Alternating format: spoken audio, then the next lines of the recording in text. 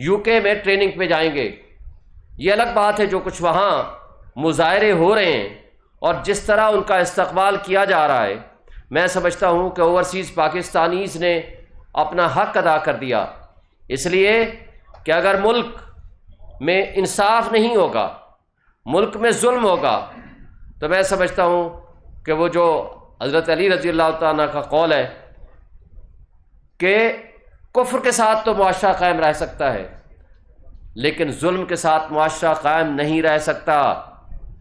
آج جس انداز میں آپ نے دیکھا کہ عمران خان کے بنیادی حقوق معطل کیے ہوئے ہیں، اور اس سے پہلے کہ میں آج کے حوالے سے بات کروں، ایک بات آپ کو دوبارہ یاد دہانی کراتا جاؤں کہ 12 بجے ہمارے وکلاء کی موجودگی میں ہمایوں دلاور متعصب جج یہ کہتے ہیں کہ میں فیصلہ ریزرو کر رہا ہوں، اور 12:30 بجے آتے ہیں، آ کر کہتے ہیں کہ میں نے 30 سے 35 صفحے کا فیصلہ لکھ کے دستخط کر دیا ہے، ٹائپ بھی کرا دیا ہے. مجھے یہ بتا دیں پاکستان میں کوئی ایک سسٹم ایسا دے دیں کہ کوئی شخص 35 صفحے یا 30 صفحے وہ لکھوائے، اس کی کریکشن کرے اور اس کا اسٹینو بھی اتنا ایکسپرٹ ہو اور وہ اس کے بعد ٹائپ مکمل ہونے کے بعد سائن ہو جائیں، پھر 12:30 بجے وہ اناؤنسمنٹ ہو. اس سے بظاہر سب کچھ نظر آ رہا ہے کہ یا تو ان کو لکھا ہوا فیصلہ ملا یا یہ وقت سے پہلے یہ فیصلہ لکھ چکے تھے، صرف فراڈ کے طور پر صرف انتظار کر رہے تھے کہ آئیں میں ان کو کہوں جی اپنی بحث کریں اور ساتھ ہی لکھا ہوا فیصلہ میں سنا دوں. اور اس کے چند منٹ کے اندر جبکہ وارنٹ آف اریسٹ سائن نہیں ہوئے، یہاں سے فیصلہ سائن نہیں ہوا، زبانی کلامی ایک اناؤنسمنٹ کے اوپر وہاں پنجاب پولیس حرکت میں آتی ہے، زمان پارک پہ حملہ کیا جاتا ہے، دروازے توڑے جاتے ہیں اور اس انداز سے گرفتاری کی جاتی ہے بلکہ کڈنیپ کیا جاتا ہے کہ جیسے کوئی بہت بڑا دہشت گرد کو گرفتار کرنا مقصد ہو. اور یہ سب ظلم یہ آپ کے سامنے، پبلک کے سامنے، میڈیا کے سامنے سب کچھ ہوا، جبکہ اس سے پہلے جسٹس اطہر من اللہ صاحب اور سپریم کورٹ اس پہ فیصلے دے چکی ہے کہ آپ نے وارنٹ کی ایگزیکیوشن کس طرح کرنی ہے. اور وہ آپ کو یاد ہوگا کہ جب شیریں مزاری کو یہاں سے پنجاب پولیس اٹھا کے لے کے جا رہی تھی، ابھی راستے میں تھے، چیف جسٹس نے یہاں اس کو نہ صرف طلب کیا، ان کے خلاف ایکشن لیا، ان کو ریلیز کرایا، اور وہ سب آپ کے سامنے ہیں. لیکن اس سب کچھ کے باوجود جس طرح اس فیصلے کو پینڈنگ رکھا گیا اور اس فیصلے کی جو اس ججمنٹ کو سسپینڈ نہیں کیا، اسلام آباد ہائی کورٹ کے چیف جسٹس کے بینچ نے یہ سب سے بڑا ظلم کیا. اس کا مقصد ایک یہ تھا کہ تاکہ جو باقی بیل بیفور اریسٹ جن مقدمات میں خان صاحب ہیں وہ عدم پیروی پہ غیر مؤثر ہو جائیں یا ڈسمس ہو جائیں، تاکہ اگر یہ ججمنٹ سسپینڈ بھی کل کلاں ہو جائے تو اس پہ باقی مقدمات پہ ان کی گرفتاری ڈال دی جائے. یہ ظلم، یہ ناانصافی، یہ قانون اور انصاف کا دوہرا معیار یہ خان صاحب کے ساتھ روا رکھا جا رہا ہے. سیاسی انتقام کے نتیجے میں، پولیٹیکل وکٹمائزیشن کے نتیجے میں اور اداروں کی مداخلت کی وجہ سے یہ سب کچھ ہو رہا ہے. اور افسوس سے یہ کہنا پڑتا ہے کہ ہمارے منصف اس میں استعمال ہو رہے ہیں. اور بالآخر ایک دن، پہلے دن، پچھلے منڈے کو، آج 7 دن ہو گئے ہیں، ہمارے صرف ایک وکیل سے ملاقات کی اجازت ملی اور اس کے بعد 180 سے زائد مقدمات ان کے ہیں. کسی ایک وکیل کو ملنے کی اجازت نہیں ہے، وہاں گھر سے کھانا پہنچانے کی اجازت نہیں ہے، وہاں جو ایک عام قیدی کو فیسلٹیز اویلیبل ہیں وہ ان کو نہیں ہیں. چھوڑ دیجئے ایک سابق پرائم منسٹر کی کیا فیسلٹیز ان کو مل سکتی ہیں جیل مینول کے مطابق، چھوڑ دیجئے کہ کیا پروسیجر، کیا طریقہ کار ہے. اسلام آباد ہائی کورٹ میں ہم پٹیشن فائل کرتے ہیں، اسلام آباد ہائی کورٹ کے چیف جسٹس عامر فاروق صاحب اس پہ نوٹس کرتے ہیں اور ایک بھونڈا مذاق ہوتا ہے. کل وہاں مقدمہ فکس تھا، اس میں آ کر کے گورنمنٹ آف پنجاب کا نمائندہ یہ کہتا ہے کہ جناب ہمارے پاس اڈیالہ جیل میں گنجائش نہیں ہے کہ ہم ایک قیدی کو وہاں ایڈجسٹ کر سکیں، کتنا بڑا مذاق اور یہ فراڈ ہے ان کے بہاف پہ. اور کمال ہے ہماری عدلیہ کی، وہ کہتے ہیں اس موضوع پہ ذرا ریکارڈ پیش کریں، ہم بعد میں اس پہ فیصلہ کرتے ہیں. افسوس کی بات یہ ہے کہ اس متعصب جج کے فیصلے کو بھی آپ سسپینڈ نہیں کرتے جس کے اندر لکھا ہوا ہے اڈیالہ جیل میں آپ رکھیں. آپ اس اڈیالہ جیل کے فیصلے کو کسی جج نے تبدیل نہیں کیا، تو کیا جیل سپرنٹینڈنٹس، گورنمنٹ آف پنجاب عدالتوں سے اور عدلیہ سے بالا تر ہے؟ کیا ادارے اب کنٹرول کر رہے ہیں ہماری عدالتوں کو؟ بڑے افسوس سے کہنا پڑتا ہے کہ اس فراڈ کے سامنے آنے کے باوجود اس لیے وہاں اٹک جیل میں رکھا ہے کہ کچھ لوگوں کی خواہشات ہو سکتی ہیں کہ اٹک جیل میں رکھا جائے. اور دوسری بات کہ وہاں کوئی فیسلٹیز دے نہیں سکتے ہیں، وہاں اویلیبل نہیں ہے جو اڈیالہ جیل میں فیسلٹیز مل سکتی ہیں قانون قاعدے کے مطابق. اس لیے یہ فیصلہ کیا گیا کہ ان کو اٹک جیل میں رکھا جائے. اور کس نے یہ فیصلہ کیا؟ کن مقتدر طبقوں اور حلقوں نے یہ فیصلہ کیا؟ وہ کون لوگ ہیں جو عدلیہ کے فیصلوں سے بالا تر اپنے فیصلے عمل درآمد کرا رہے ہیں؟ اور بڑے افسوس سے کہنا پڑتا ہے آج ہماری آزاد عدلیہ بھی آزاد نہیں رہی. آج وہ عدلیہ جس کو آج ٹارچ بیئرر ہونا چاہیے تھا اس ملک میں، جس کے فیصلے بولنے چاہیے تھے کہ قانون اور انصاف کی جو پامالی ہو رہی ہے، قانون اور انصاف کی پامالی کو روک سکتی ہے ہماری عدلیہ. قانون اور انصاف کی بالادستی کے لیے ان کو رول ادا کرنا چاہیے، نہ کہ اداروں کی ڈکٹیشن کے اوپر ہماری آزاد عدلیہ خاموش رہے یا کمپرومائز کر لے. تو یہ سب سے بڑا میں سمجھتا ہوں کہ ہمارے ملک کے لیے، ہماری قوم کے لیے اور ہمارے نظام انصاف کے لیے مشکل ترین مرحلہ ہے کہ آج ایک سابق پرائم منسٹر، ایک واحد شخصیت فیڈریشن کی علامت، امت مسلمہ کا سب سے بڑا لیڈر، جہاں پوری دنیا کے لوگ عمران خان کی طرف دیکھتے ہیں، اس کو امید کی نگاہ سے دیکھتے ہیں، اور لوگ پاکستان کی عوام ان کو ایک امید کی نگاہ سے دیکھتی ہے اور ان کے اوپر بھروسہ کرتی ہے. اور ان مقتدر طبقوں اور حلقوں اور اس کمپرومائزڈ متعصب جج نے، ہمایوں دلاور نے، ان کو ایک ون سائڈڈ ایکس پارٹی سزا دے دی. نہ صرف یہ ایک طرف کہتے ہیں شواہد نہیں لاتے. بھائی جب ہم کہتے ہیں لسٹ آف وٹنسز ہماری مقرر کرو، ہمارے گواہ آنے دو، وہ کہتے ہیں نہیں آنے دیں گے. ہم کہتے ہیں ہماری بحث سن لو، وہ کہتے ہیں نہیں کرنے دیں. اور عامر فاروق صاحب کے اوپر جب ہم نے نو کانفیڈنس کیا، اور اس کی ایک نہیں 20 مثالیں ہمارے پاس موجود ہیں، لیکن اس کے باوجود وہ کہتے ہیں نہیں، کیس بھی میں سنوں گا اور آپ کے پاس کوئی رائٹ آف ہیئرنگ بھی نہیں دوں گا. تو یہ قابل افسوس ہے. ہمارا ان سے بڑا احترام کا رشتہ ہے.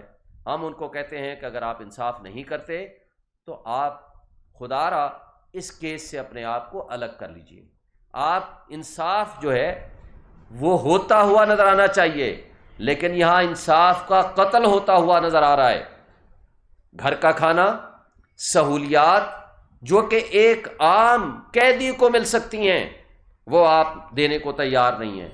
بھائی ہم وکیل پچھلے ایک ہفتے سے مستقل کوشش کر رہے ہیں، ہائی کورٹ کا آرڈر لے کر گئے ہیں. جب ہائی کورٹ کا آرڈر لے کے وہاں جیل سپرنٹینڈنٹ کے پاس جاتے ہیں تو کہتے ہیں نہیں ملنے دیں گے. جب واپس آتے ہیں تو پیچھے پتہ چلتا ہے 2 وکیلوں کے خلاف FIR کٹ گئی، اور کہتے ہیں کہ جی یہ وکیل آئے، ساری زندگی کوئی مقدمہ نہیں، یہ وکیل آئے اور پولیس والے کی وردیاں پھاڑ دی. بھائی یہ کمال ہے. وہاں ہزاروں کی تعداد میں آپ کی پولیس ہے، 2 نہتے وکیل جاتے ہیں اپنے کلائنٹ سے ملنے اور آپ کی پولیس کی وردی پھاڑ دیتے ہیں اور آپ ان کو آرام سے واپس آنے دیتے ہیں. اور جو وکیل ہمارا پہلے دن مل کے آیا، اس کو FIA نے ایک جھوٹی قسم کی نوٹس دے کے انکوائری کے لیے بلایا اور اس کو 8 گھنٹے کے لیے محبوس رکھا، حبس بیجا میں رکھا، اور ان کو ایسے سوالات کیے کہ جو ہم کہتے ہیں کہ یہ ہمارے اخلاقی، قانونی اور آئینی جو ہماری ذمہ داریاں ہیں اس میں انٹرفیرنس کی ہے. پھر اس کے بعد جو ہمارے سینئر وکیل خواجہ حارث صاحب جو اس کیس کو لیڈ کر رہے ہیں توشہ خانہ کے کیس کو، پھر اس کو اگلے دن نوٹس کر دیا کہ آپ آئیں جی، ہم آپ سے سوال کریں گے۔ بات یہ ہے کہ ایک متعصب شخص جس نے میڈیا کی موجودگی میں ایڈمٹ کیا ہے کہ یہ فیس بک پہ میں نے پوسٹیں لگائی ہیں عمران خان کے خلاف، یعنی میں نے مطلب ہے میں نے خود نہیں لگائی لیکن میرے ہی اکاؤنٹ سے کسی نے لگائی ہیں، تو بھائی ذمہ داری تو پھر آپ کی ہوگی نا کہ آپ بتاؤ کس نے وہ لگائی ہیں۔ اور اتنا عرصہ 2014 سے 2023 تک 2017 تک یہ پوسٹیں لگتی رہیں یا اس کے بعد بھی، تو آپ نے 2023 تک وہ ڈیلیٹ کیوں نہیں کی؟ پورے میڈیا نے دیکھا، پورے وکیلوں نے دیکھا، لیکن اس سے تو نہ چیف جسٹس اسلام آباد ہائی کورٹ نے سوال کیا اور نہ ہی ایف آئی اے ان سے سوال کرتی ہے۔ لیکن سوال ہم سے پوچھا جاتا ہے کہ جی آپ بتائیں کہ ان کے فیس بک اکاؤنٹ سے اب ڈیلیٹ ہو گئی ہے تو کیسے ریکور کیا جائے؟ بھائی ریکور کرنے کا طریقہ آپ کو ہے، آپ ان کا موبائل لیں، فورنزک کرائیں، آپ فیس بک مینجمنٹ کو لکھیں، 90 ڈیز ٹائم ہوتا ہے ان سے ریکور کرنے کا، آپ وہاں سے کرائیں۔ لیکن وہ کہتے ہیں نہیں، ہم ایسا نہیں کریں گے۔ اس لیے نہیں کریں گے کہ ان کو اس سے مقصد کچھ اور ہے، مقصد ان کا یہ ہے ہی نہیں کہ وہ فیئر انویسٹیگیشن کریں۔ اور اس کے ساتھ 180 سے زائد مقدمات ہونے کے باوجود مجھے بتائیں ہم انسٹرکشنز کس سے لیں؟ ہم کس اپنے کلائنٹ سے انسٹرکشنز لیں اور ہم مقدمات کی پیروی کریں؟ الیکشن کمیشن میں پٹیشنز ہیں، high court Lahore high court میں ہیں، اسلام آباد ہائی کورٹ میں ہیں، نچلے والی عدالتوں میں ہیں، ہم کس سے پوچھیں؟ مجھے، ہمارے وکیلوں کو، کسی کو اجازت نہیں ہے۔ اور ہائی کورٹ نے کل فیصلہ کیا اور آج 1 بجے کے بعد ہمیں ملا اور ہمیں بتایا گیا ہے کہ 2 بجے سے پہلے آپ آئیں گے تو آپ کی ملاقات کا وہ بھی چانس ہے، but subject to approval of jail superintendent. بھائی جیل سپرنٹینڈنٹ تو پہلے آلریڈی انکار کر چکا ہے، تو ہمیں پھر اس جو اصل ہمارا مقدمہ ہے وہ تو یہ ہے کہ ڈیالہ جیل آپ شفٹ کرو۔ نمبر 2، آپ ہمیں اجازت، قانون دیتا ہے، جیل مینول دیتا ہے کہ بھئی ہم جب چاہیں جا کر وکیل مل سکتے ہیں۔ ہمارے لیے تو کوئی جیل سپرنٹینڈنٹ کی اجازت نہیں ہے، ہر کسی کو یہ اجازت ہے، ریلیٹیوز کو، فرینڈس کو، کوئی دہشت گردی کے مقدمے ہو، کوئی قتل کے مقدمے ہو، جس بھی مقدمے میں ہو، اس کو قانون اجازت دیتا ہے، آئین اجازت دیتا ہے کہ وہ جا کر اس سے ملے اور اس کو اپنے ملنے کا حق حاصل ہے۔ لیکن نہیں ملنے کا حق تو عمران خان کو حق نہیں ہے، نہیں ملنے کا حق تو ہم سب وکیلوں کو ملنے کا حق نہیں ہے۔ کیا ہم یہ بے آئین ملک میں رہ رہے ہیں؟ کیا ہمارے ملک میں قانون اور آئین کی کوئی گنجائش نہیں ہے؟ کیا عدلیہ ہماری اتنی کمپرومائز اور اتنی کمزور ہو چکی ہے کہ ان کے پاس اپنے فیصلوں کو عمل درآمد کرنے کے لیے ان کے پاس طاقت اور پاور نہیں ہے؟ لیکن ایک بات میں واضح کر دوں کہ عمران خان آج بھی فولاد اور چٹان کی طرح ڈٹ کے کھڑا ہے۔ تمام تر اس فاشسٹ ان حکومتوں اور اداروں کی حرکتوں کے باوجود اور ان کے اس طرح کے غیر آئینی اور غیر قانونی اقدامات کے باوجود، اور نہ وہ ملک سے بھاگا، اس کے اوپر قاتلانہ حملے ہوئے، نہ وہ لندن گیا، نہ وہ دبئی گیا، اور نہ انشاءاللہ وہ آئندہ اس طرح حرکت کرے گا، نہ جائے گا۔ عوام آج بھی پی ٹی آئی کے ساتھ کھڑی ہے، عمران خان کے ساتھ کھڑی ہے، اور عوام کا جو فیصلہ ہے فری اینڈ فیئر الیکشنز، ہم یہ مطالبہ کرتے ہیں کہ وہ ہونا چاہیے، ود ان ٹائم ہونا چاہیے، اور تاکہ عوام اپنے فیصلے اپنے ہاتھ میں لیں۔ ایک اسٹرانگ ڈیموکریٹک گورنمنٹ آئے گی تو ہمارے معاشی مسائل حل ہوں گے، اور نہ صرف معاشی بلکہ ہمارا ملک ترقی کرے گا۔ ورنہ جس انداز سے امپورٹڈ حکومت لائی گئی تھی، آج سائفر لیک ہونے کے بعد یہ بات ثابت ہو گئی کہ عمران خان نے ایبسلیوٹلی ناٹ کا نعرہ لگا کر اقتدار سے ہٹ کر عزت کمائی، اور جن لوگوں نے پی ٹی ایم کی جماعتوں نے بیگرز آر ناٹ چوزرز کا نعرہ لگا کر اس ملک میں جو ظلم روا رکھا اور اقتدار لیا، آج وہ سرنگوں ہوئے اور ان کے سامنے سائفر کے کنٹینٹس سامنے آ گئے ہیں، اور سب کو یہ پوری دنیا کو سمجھ آ گیا ہے کہ کس طرح یہ حکومت الٹی گئی تھی اور کس انداز اور کس طرح سے وہ لوگ یہاں قابض ہوئے تھے۔ آج اس فاشسٹ حکومت کا آخری دن تھا، یعنی ان کے پرائم منسٹر صاحب کا، باقی تو 2 دن پہلے چلے گئے تھے، میں سمجھتا ہوں کہ یہ آج کم سے کم ہمیں اس حد تک چھٹکارا حاصل ہوا ہے، اور ہم امید رکھتے ہیں کہ اگلے فری اینڈ فیئر الیکشن کرائیں۔ اور ان کے دوغلا پالیسی آپ دیکھیں، سینسز کا بہانہ کرتے ہیں، 30 اپریل کو وہ ختم ہو گیا اور انہوں نے اس وقت نوٹیفائی نہیں کیا، نہ سی سی آئی کی میٹنگ بلائی۔ کیا کیا؟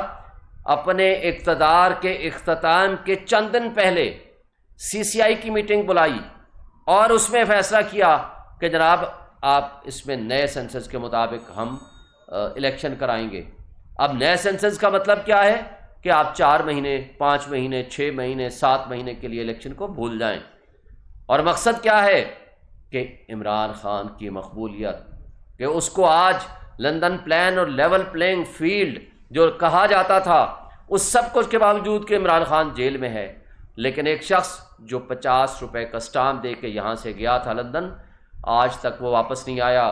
اس کا سگا بھائی پرائم منسٹر، اس کے نامنیز آج پنجاب میں بیٹھے ہوئے ہیں، ووٹ کو عزت دو کا نعرہ اس نے دفن کر دیا اور اسٹیبلشمنٹ کے گود میں جا کر بیٹھ گیا۔ اس کے باوجود اس کو ہمت اور جرت نہیں ہے کہ یہاں عوام کا مقابلہ کر سکے اور یہاں پاکستان میں قدم رکھ سکے۔ لیکن اس سب کچھ کے باوجود آج ہم بجا طور پر سمجھتے ہیں کہ آئین 90 ڈیز کے الیکشن کا کہتا ہے، کوئی اور طریقہ کار کسی طریقے سے بھی یہ کرنے الیکشن کا التوا کرنے کی کوشش ہوئی تو ہم اس کی مزاحمت کریں گے۔ ہم سمجھتے ہیں کہ آئین کی بالادستی ہونی چاہیے، قانون کی حکمرانی ہونی چاہیے، عدلیہ کو اپنے آزادانہ فیصلے کرنے چاہیے۔ یہ بتا دیں کہ آپ سمجھتے ہیں کہ جس کو آپ امپورٹر گورنمنٹ کہتے تھے اب وہ ختم ہو چکی ہے، ایسی صورتحال کے اندر آپ کو جو نئی حکومت آ رہی ہے، کاکڑ صاحب نئے پرائم منسٹر آ گئے، امید آپ کو ہے یا آپ سمجھتے ہیں کہ ویسی ہی صورتحال رہے گی جو 9 مئی کے بعد اب تک آپ کے ساتھ؟ دیکھیں، آپ کا سوال بڑا امپورٹنٹ ہے۔ سب سے پہلے تو کاکڑ صاحب کی کارکردگی اور اس کا کردار ثابت کرے گا کہ کیا وہ محسن نقوی کی پیروی کرنا چاہتے ہیں یا وہ آزادانہ کیئر ٹیکر پرائم منسٹر جس کی ذمہ داری صرف یہ ہے کہ وہ فری اینڈ فیئر الیکشن کرائے، اس کی نظر میں تمام پولیٹیکل پارٹیز کو مواقع ملیں، لیول پلینگ فیلڈ ہو اور کسی کے ساتھ ظلم اور ناانصافی روا نہ رکھی جائے۔